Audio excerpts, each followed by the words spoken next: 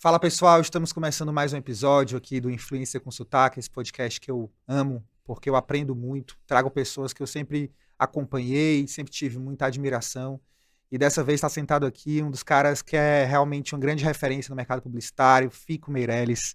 Muitíssimo obrigado por estar aqui comigo, eu fico muito feliz em aprender com você, em bater um papo sobre essa história, sobre a sua história e sobre a publicidade de uma forma geral. Bem-vindo. Eu que agradeço o convite. Já passaram por essa cadeira vários publicitários que eu também gosto muito e respeito. Então, para mim é uma honra estar aqui também. E vamos bater um papo gostoso, vamos ver se eu passo alguma Eu tenho das certeza. experiências. Já chegou em 5 minutos, já aprendi algumas coisas aqui com ele. Cara, são muitos anos, né, de história na publicidade. Eu acho que você passou por um momento, assim, por vários ciclos que a publicidade trouxe, né? Várias fases, vários momentos. E surgiu esse boom dessa revolução digital maluca que mexeu com todos nós e que a gente tem cada vez mais nos adaptado, aprendido muito e nos é, adaptado mesmo com essas mudanças que o mercado traz. Falando de uma forma bem geral, assim, qual que é a maior mudança no mercado publicitário em todos esses anos que você viveu, assim? Tem alguma coisa que você fala, cara, eu acho que isso aqui foi um grande turning point, assim. A grande mudança que aconteceu nos últimos anos foi os dados, né? Quando você começa a metrificar tudo que você faz e você então consegue saber quem você atingiu, quantas vezes você atingiu, se essa pessoa é o seu perfil, né? Antigamente, na TV aberta, você pegava por faixa horária, por tema de programa, mas numa novela, por exemplo, tinha a avó, o neto, a mulher, então assim, você pegava, mas a gente dizia, né, você dava um tiro de canhão para pegar, às vezes, uma mosquinha. E hoje não, você atinge o alvo exatamente como você quer. Essa foi a grande Sacada, né? mudança de paradigma, porque agora você atinge realmente quem você quer. Pô, legal a gente falar de dados, porque eu tava sentindo falta de bater um papo sobre isso aqui. Eu já falei muito, a gente fala muito sobre mercado de influência, que também tem a ver, né? A gente tem uma geração de leads que vem ali dos dados e a gente consegue gerar um conteúdo e uma conversão.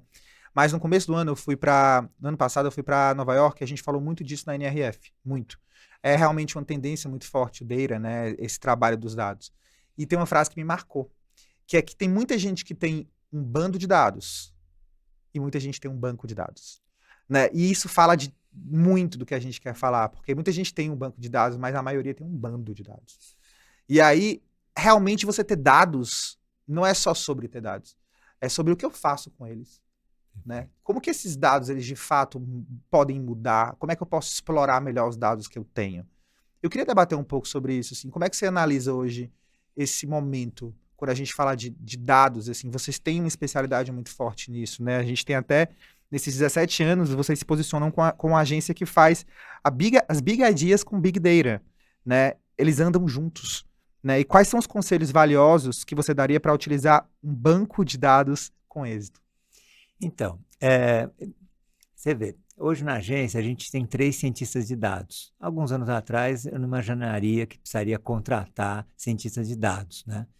Então, a leitura de dados e você fazer realmente pentear os dados, né? Você fazer com que esses dados tragam resultados, é um trabalho bastante técnico, né? Mas, assim, é interessante porque só dados também, e a agência talvez foi a primeira empresa, uma das primeiras agências, a gente fez isso há 9, 10 anos atrás, montamos um data-driven com esses cientistas de dados, com pessoas de BI, pessoas ligadas, que entendiam muito do Power BI, enfim. Só isso não é o suficiente. É interessante que a comunicação ela é feita né, a coisa mais básica na comunicação, como se fossem as 4 operações de matemática, é o meio e a mensagem. Sempre foi o meio e a mensagem. Há uns anos atrás, você tinha, né, as emissoras de televisão, as rádios, os jornais, que eram os meios, e você tinha a mensagem que você queria passar. Hoje, os meios são a internet, as redes sociais, né, as plataformas de busca. Mas e a mensagem? Então, é importante isso, por isso que a gente fala que a gente tem a Big Idea e a Big Data. Porque sem você ter uma mensagem, essa talvez seja um ponto importante também. Hoje se abraçou muito a ideia dos dados, de dados, né, de atingir a performance, né? Mas e a mensagem? Então, a MoMA, ela conseguiu equilibrar a mensagem, né, o conteúdo, com os dados. E daí você tem a comunicação, acho que mais eficaz. Fico mais na prática, assim. Quando a gente fala de dados, para muitas pessoas, ainda é uma nuvem escura, né? Dados, tal, o que eu faço? Aí fala de CRM já de cara, tal, mas assim, é muito grande, né? É um universo gigantesco. Na prática, assim, como que a gente pode trabalhar os dados, assim, no sentido sei lá, vamos falar de uma Mercedes, por exemplo, assim, como que os dados, na prática, podem interferir a vida dessa empresa? Bom, então, como eu te falei, toda empresa, ela tem uma ferramenta da Microsoft, quase todas as empresas, ou uma empresa ou similar, que é o Power BI. Ali reúne todos os dados da empresa, certo? Vendas, share do concorrente, falando as coisas mais simples, mas enfim, ali estão todos os dados, até financeiros, tudo. Você tendo acesso a esses dados, com mais os dados de economia, com mais os dados de mídia, que você consegue através das redes sociais, através do Google, você tem que fazer o quê? Cruzar todos esses dados para você chegar a alguns insights. Diagnósticos, talvez. Daí você tem insights que você percebe que tal. Mas eu vou dar um exemplo mais concreto. Por exemplo, a gente tem uma ferramenta na agência que a gente põe um tag no site do cliente e a gente identifica quem é a pessoa que tá ali navegando no site da pessoa. Daí você fala, nossa, mas isso aí não fere a lei LGPD? Não fere. Por que não fere? Porque a lei, eu não posso identificar você no meu site e te mandar um e-mail, mandar uma mensagem ou te ligar. Mas eu posso trabalhar o dado. Então, o que eu vejo? Se você é uma pessoa, exemplo de caminhões da Mercedes, você é um caminhoneiro ou dono de uma empresa de transporte, eu estou atingindo você certo. Mas se você é um cara que não tem nada a ver com esse universo e não vai comprar, então isso já me ajuda a limpar o joio do trigo. Se a minha comunicação está dirigindo certo. Fica direcionada. Fica direcionada. E eu vou pegando esses perfis certos que tem, que é você, que se você é caminhoneiro ou tem uma empresa de transporte. Que é o lead qualificado. Isso. Mas daí eu crio um perfil e vou nas redes sociais atrás desse perfil, entendeu? Baseado em você. Quer dizer, você serve também... De criação de persona.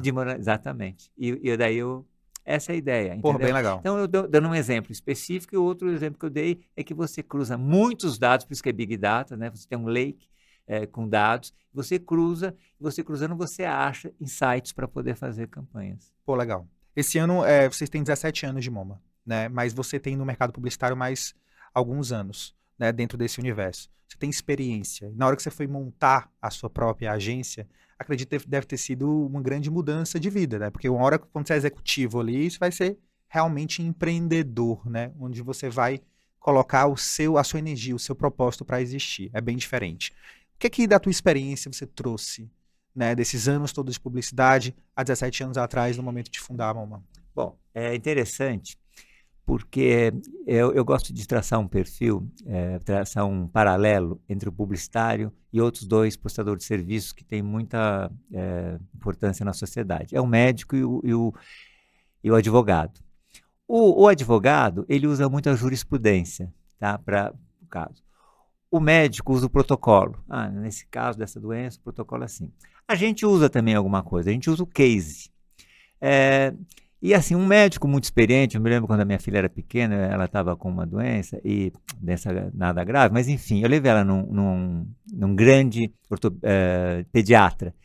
E quando eu entrei na sala, pela cor dela, ainda a 2 metros dele, sem ele examinar, ele falou, essa menina tem isso. Assim. Ou seja, a experiência te traz, realmente, eu hoje olho casos e já sei mais ou menos, já imagino. Mas isso seria uma armadilha, porque as coisas mudam muito. Então, a despeito da experiência, e a gente estudar muito, né? Harvard estuda muito case, e a gente gosta de estudar case, e tem muita experiência. Eu já atendi mais de 80 clientes, eu já fiz sei lá quantas campanhas, eu conheço muito, assim, de ver. Você tem a humildade de saber que tudo mudou. Então, cada dia eu estou aprendendo e cada dia eu começo do zero. Eu nunca chego, isso eu sei. Não, vamos olhar isso aqui de novo, vamos ver de novo, vamos rever. Porque a experiência é muito boa, mas ela pode ser uma armadilha. Porque cada caso é um caso, né? O case é bom, mas ele nunca se enquadra no seu, que é diferente por alguma, né, característica desse produto.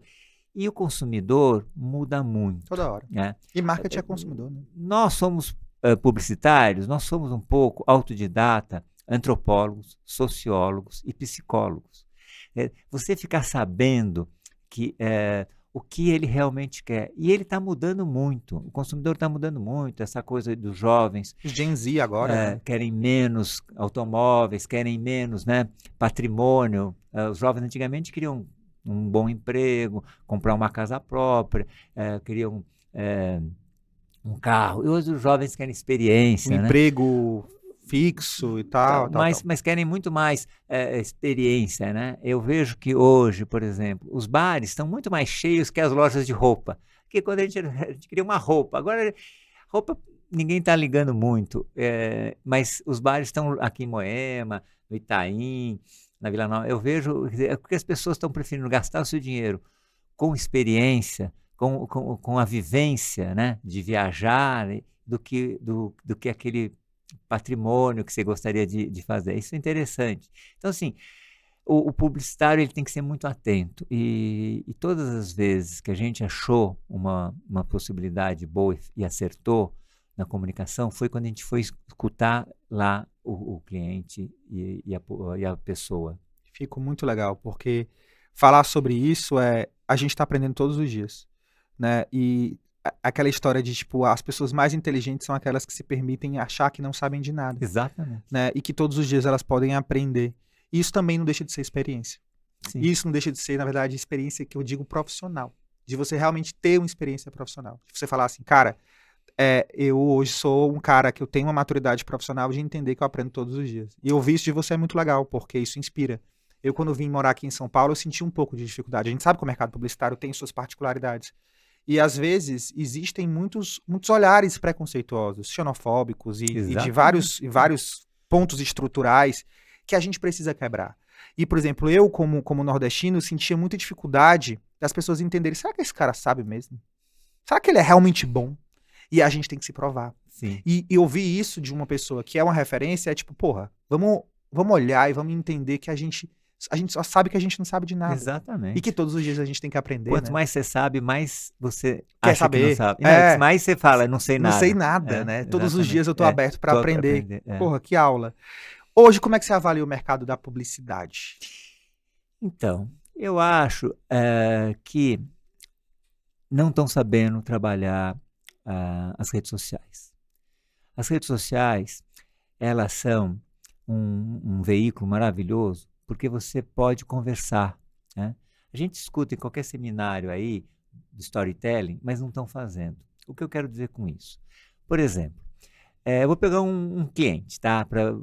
Que não está sabendo conversar, um setor, tá? Que não está conversando com o seu consumidor. Você pegar uma companhia aérea, tá? Desculpa, uma agência de turismo. Uma agência de turismo que eu recebo no Instagram toda hora. O que acontece? Ela põe lá assim, Estados Unidos, Miami, tantos, R$3.000. Então, ela só faz isso. Ela não conversa comigo. Como ela conversar? Ela teria que fazer o seguinte. Olha, você vai viajar, vai de moletom, que é mais confortável. Toma 3 copos d'água antes, porque você vai ressecar o seu...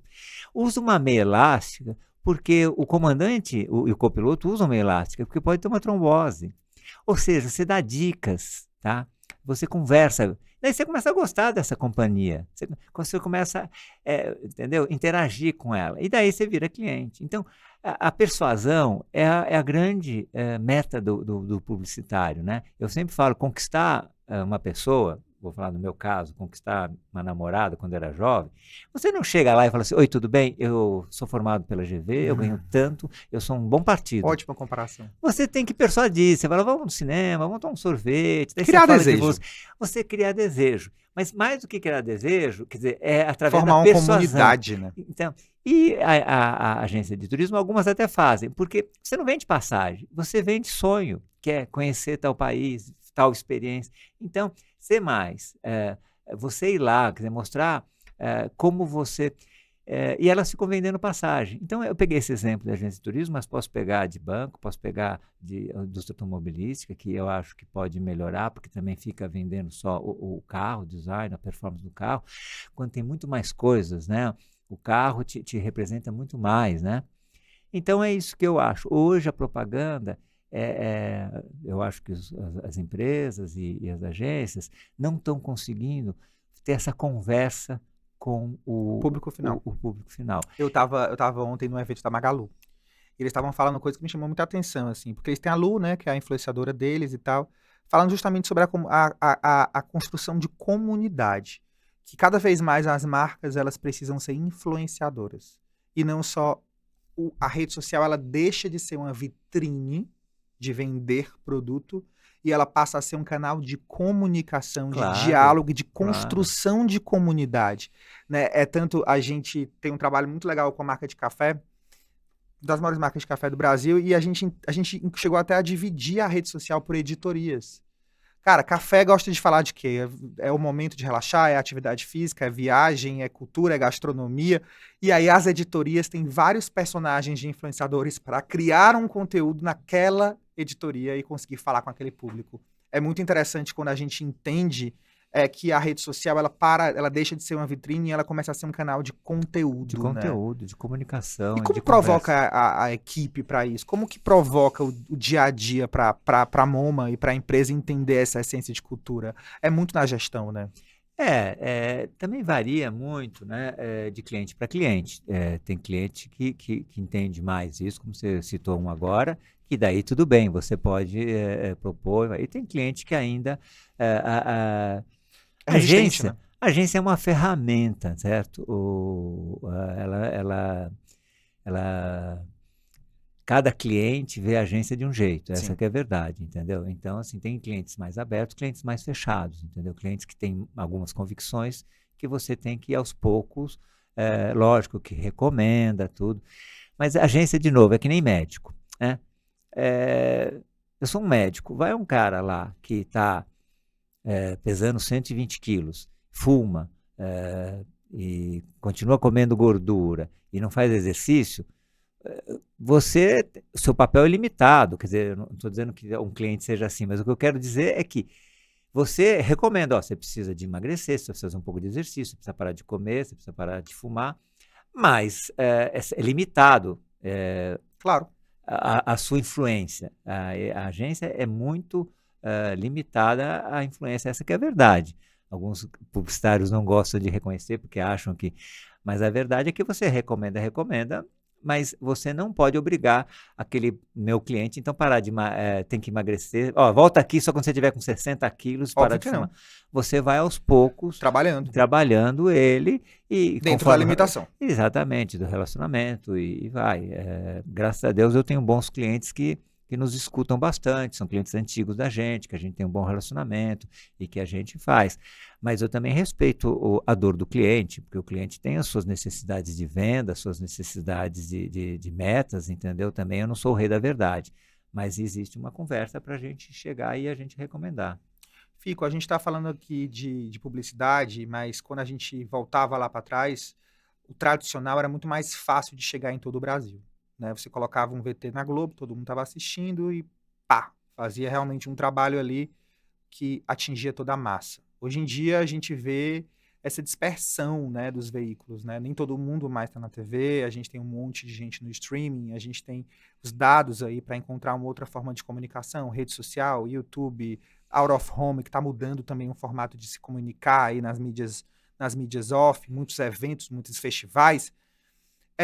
Na tua opinião, assim, qual que é o maior desafio hoje, ou como você analisa hoje, esse olhar multicultural do Brasil, para a gente conseguir fazer com que uma marca fale para todo o Brasil, né? Qual a tua impressão sobre hoje o que acontece na publicidade, nas marcas e o eixo de comunicação com tantos sotaques?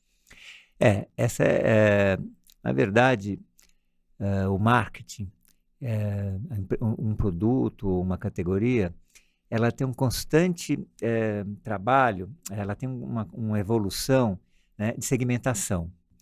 Agora, com a internet, eu não falei no começo das forças dela, né, mas a geolocalização é muito forte. Então, você pode fazer campanhas, e a gente faz campanhas regionais.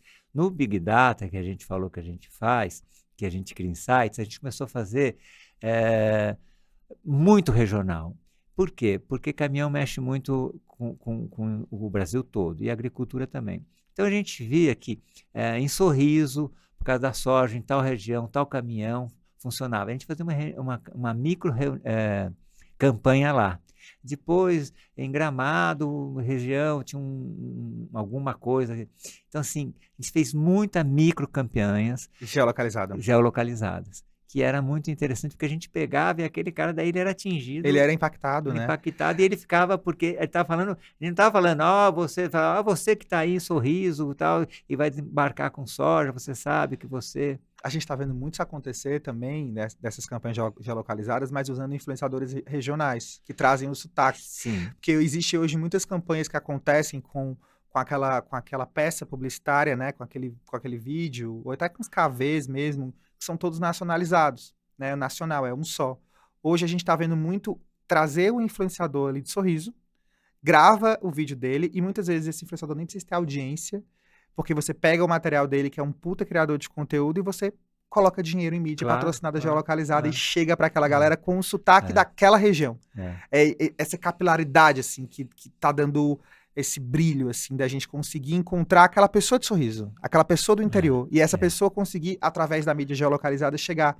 Eu acho que isso é um ponto muito interessante, que é usar a influência com a mídia de performance, Sim. né? Claro. Você conseguir usar esse combo, porque ainda tem muita gente cabeça dura de achar que só um influenciador por si só vai conseguir chegar naquela região. Não, mas você consegue fazer depois patrocinar, ou enfim, fazer...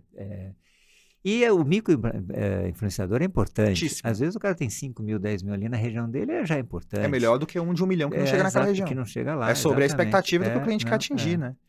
E eu queria falar de rebranding, né? Você tem um case aí de Havaianas que assinou há muito tempo atrás e foi realmente um grande touro, foi onde a gente conseguiu sentir de novo essa nova Havaianas que mudou a história da marca. E eu queria que você falasse um pouco sobre isso, mas também que desse para muitos estudantes de publicidade assistem a gente, assim, qual o segredo, assim, qual, na tua opinião, com a tua experiência, qual o segredo de um bom rebranding? Bom, vamos lá, eu vou falar um pouquinho de Havaianas, que realmente Havaianas foi um case que eu liderei, eu fiz o planejamento e cuidei muitos anos da conta. Interessante, porque a Havaianas, ela é um pouco de influenciadores, que não existia na época. Desde 94, fazem 30 anos, acho que já passaram mais de 150 comerciais, sempre com uma celebridade. Na época eram mais globais, porque não tinha os influenciadores, mas qual era a ideia? A ideia era o seguinte, a Havaianas a gente mostrou que as celebridades usavam quando eles não eram celebridades. Ou seja, a Malu Mader usava quando ela estava brincando na areia com as filhas. Na vida dela. Na vida dela. O Gianecchini estava comprando um Havaianas. O Santoro estava indo no restaurante. Então, quando eu não era celebridade, quando eu sou uma pessoa que tenho dor de dente, sou real, eu uso Havaianas, porque quando eu quero ser, eu sou mesmo. Quer dizer, então, era para as pessoas que todo mundo representa um pouco, né? Você tem o seu carro, a sua roupa, o seu relógio, o seu cargo. Mas tem um dia no fim de semana que você está com a sua mulher. Que você é só você. Quer ser você quer ser você original. Exatamente isso. Então, a ideia da Havaianas era essa. Então, a gente fazia o que a gente chamava na época de testemunhal.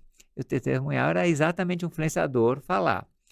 Bom, E isso repercutiu e as pessoas começaram a usar. Como a gente descobriu isso? Por isso eu falei que a gente tinha que ser um pouco antropólogo. A gente começou a ir em Caruaru, onde vendia muito Havaianas, mas também em Búzios, em Santa Catarina, nas praias, e via que as pessoas mais pobres usavam. Mas tinha uma parcela muito pequena da elite que gostava de usar. Então a gente mostrou isso. Então, agora, a sua pergunta que você faz é uma pergunta que vale $1 bilhão. É verdade. Eu não vou saber responder como é que faz uma receita para rebrands.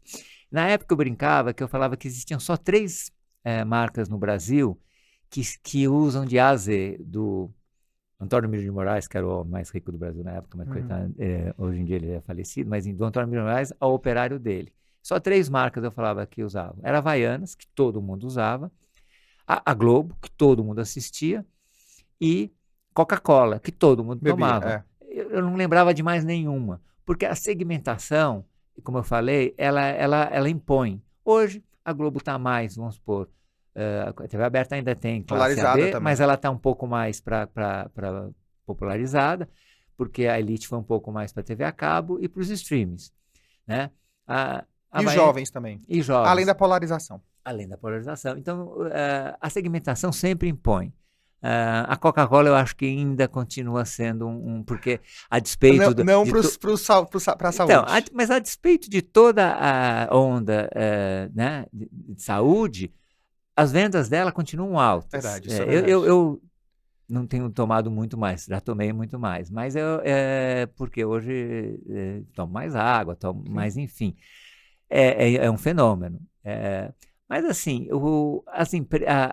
é interessante que o rebrand é importante porque o que acontece? Você acaba sendo envelhecido pelo concorrente.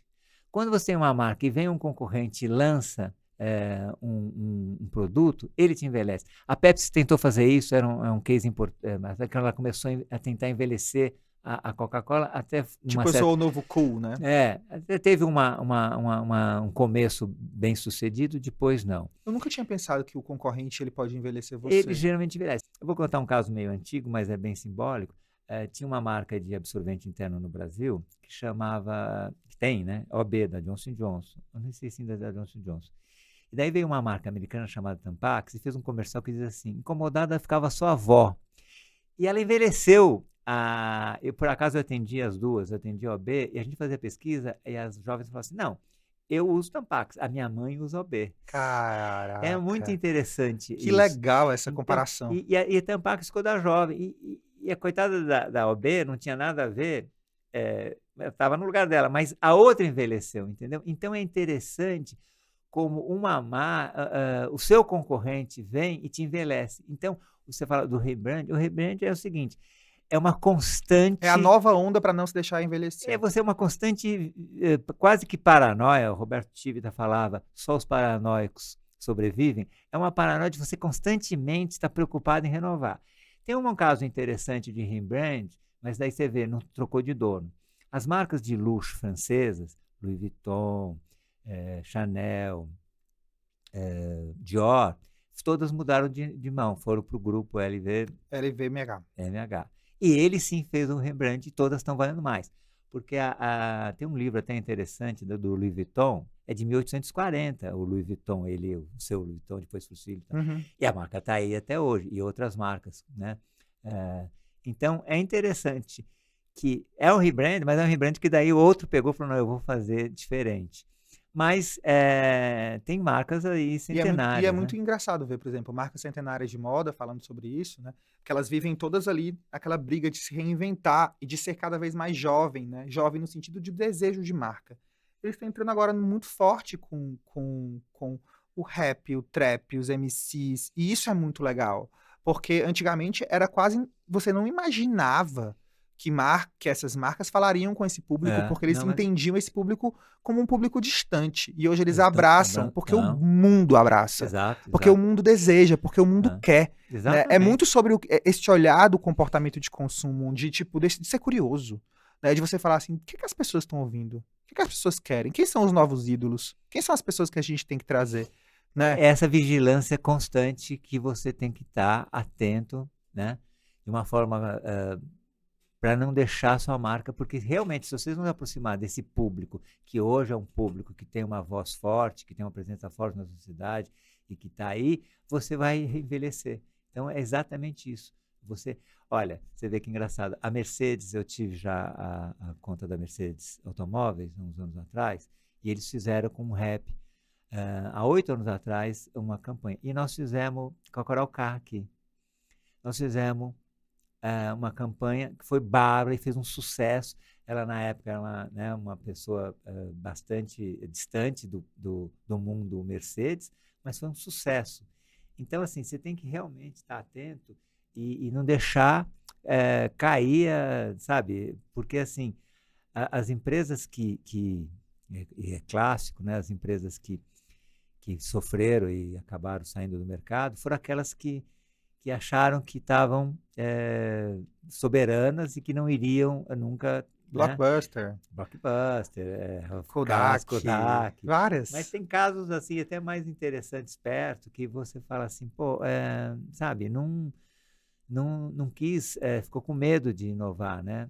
É interessante isso. Super. E a gente falou também um pouco de celebridades, né, que antigamente as celebridades elas eram de fato o maior asset para você chamar ali, para poder ser o rosto da marca. Mas hoje a gente também vê um mundo muito, graças a Deus, que já era muito diverso, mas a publicidade e o mercado não absorvia essa diversidade toda, né? Existia ali uma distância, né, para chegar nesse olhar de diversidade. Hoje a gente vê, graças a Deus, a publicidade abraçando isso e a importância hoje que a publicidade tem. Por exemplo, a gente, como Sotaque, a gente fala muito de transformação social. Porque imagina você contratar como uma Mercedes ou uma Coca-Cola, uma marca global, contratar um influenciador que mora no interior do Mato Grosso. O cara nunca saiu de lá, nunca entrou num avião na vida. E a gente fecha com Coca-Cola. Ou seja, ser holofote e o poder da transformação social é o que eu sempre falo para os meus amigos publicitários. Eu falei, gente, vocês estão com uma chave na mão de vocês, um poder que vocês nem têm noção. Que é você dar uma prova social para uma pessoa dessas que muda a vida dela. Né? E essa possibilidade e esse olhar de conexão, que na verdade o que a publicidade decidiu entender foi o que você trouxe. O que as pessoas querem, né? Quem são as referências daquelas pessoas? Porque as marcas elas precisam trabalhar com rostos que são referências para toda uma classe, né? E aí, qual eu acho que essa diferença de sair daquela celebridade que era só aquele rosto e trazer essa multicultura, ela faz uma diferença muito grande no comportamento final, né? Muda o comportamento das pessoas, de toda uma sociedade. Né? Olha, a gente fez uma pesquisa para um cliente agora, que é uma marca CD, e a gente ficou impressionado como tem influenciador CD. Tem uma influenciadora, salvo algum erro meu, mas ela era do BNH, né? Casa Popular. Ela tinha 500 mil. Tem muitos. Tem muitos. Eu tenho uma lista, assim, entendeu? Exatamente. Quer dizer, mas você pegar essas influenciadoras, você via que elas eram populares mesmo. E gostam de ser. E eu precisava disso, entendeu? Eu queria essa influenciadora. Eu não queria uma mega influenciadora com 1 milhão e tal. Não, eu queria que a gente estava falando de segmentação, né? A segmentação é muito importante, porque você tem quantos Brasis, né? Então, se você não tiver essa sensibilidade de falar com as pessoas certas, e as pessoas certas, os influenciadores certos, te representar, entendeu? Você vai acabar sendo... enfim, é muito complicado e como é muita atenção. Todo dia você tem que estar aprendendo. Fico falando como gestor, né, que lidera uma agência há 17 anos. Como é que você provoca o time para eles terem essa cultura que você trouxe aqui hoje? De humildade, de inovação, de estar sempre criando ondas para se reinventar. E isso eu sempre gosto de perguntar para quando eu estou com gestores aqui sobre esse poder de liderança mesmo. Esse olhar de time, de cultura de marca, de empresa. Né? Assim, de como você pode provocar mais o time para abrir esse olhar para a inovação. Isso vem muito de você? De dentro para fora? Hoje, a conversa é muito importante, né? Tem uma capa da Negócios, como como chama? Época Negócios, antiga, que diz assim, o CEO hoje, ele ele está cercado, porque assim, o CEO manda menos do que Com o toda CEO, certeza. coitado dele, ele tem tantas coisas. E, então, hoje você não impõe mais nada. Você não impõe mais nada, você não manda, você conversa, entendeu? Então, é tudo tem que ser uma conversa Conquista. e um consenso.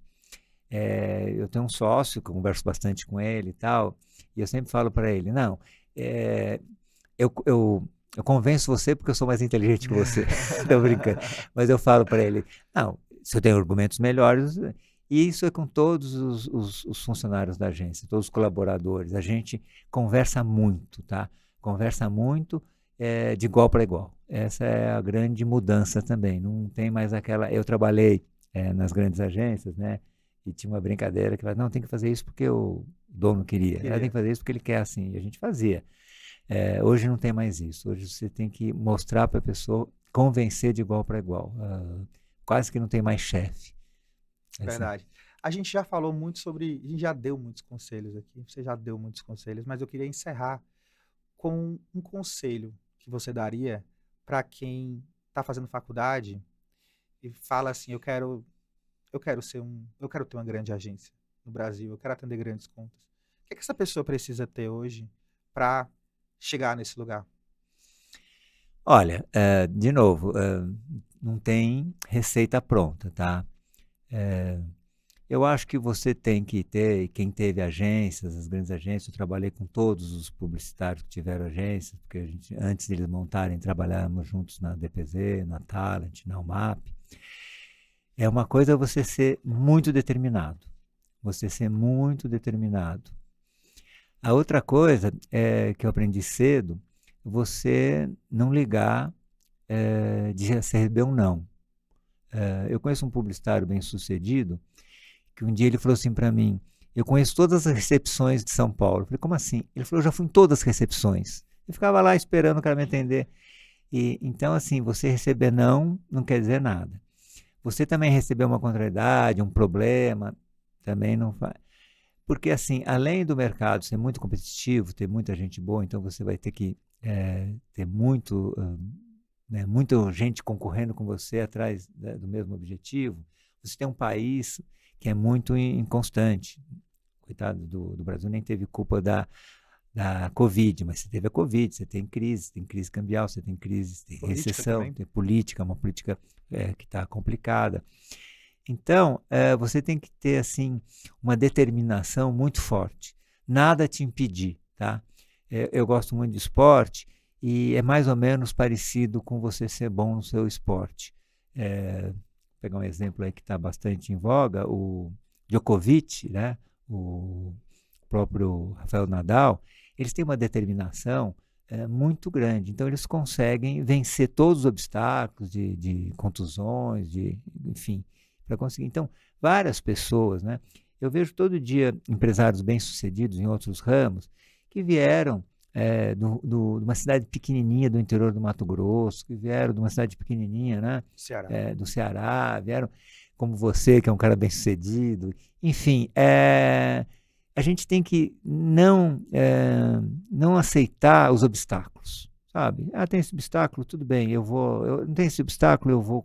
Eu vi muita gente, assim, que eu admiro, né? Os meus heróis são pessoas mais perto, assim, empresários que eu conheci, que foram montando empresas e que, a despeito de... Porque, assim, você desistir é fácil. Você sempre vai ter uma desculpa. Pô, com aquela crise, com a Covid eu tive que fechar, não, porque a coisa, porque o dólar subiu, não, porque o meu cliente tal, porque eu perdi. Por exemplo, eu sou uma empresa 100% nacional. Muitas vezes eu perco o cliente porque é alinhamento internacional. Global. Houve um Marca pitch global. lá fora, eu tenho Vem que o mudar. top-down, tem que ser. Paciência, eu perco essa, mas eu ganho outra. Entendeu? E por acaso eu tenho grandes multinacionais na agência. Então, assim, você realmente tem uma determinação insuportável, que daí nada vai te impedir. Daí você consegue vencer. Aula! Caraca, tô aqui com minha mente pulsante. Às vezes vai, acho que vai falar sobre datas, sobre dados, né? E a gente ouve sobre humildade, sobre constante aprendizado, sobre resiliência, sobre foco. Por isso que você está no lugar onde você está. Parabéns. Muito obrigado Eu que pelo seu agradeço. tempo, por estar aqui com você e poder aprender com você. E eu acho que vocês também amaram, não tem como, né? Foi realmente uma grande aula, muito mais sobre profissional, mais sobre gente, sobre humano. Eu espero que vocês tenham gostado e até o próximo episódio.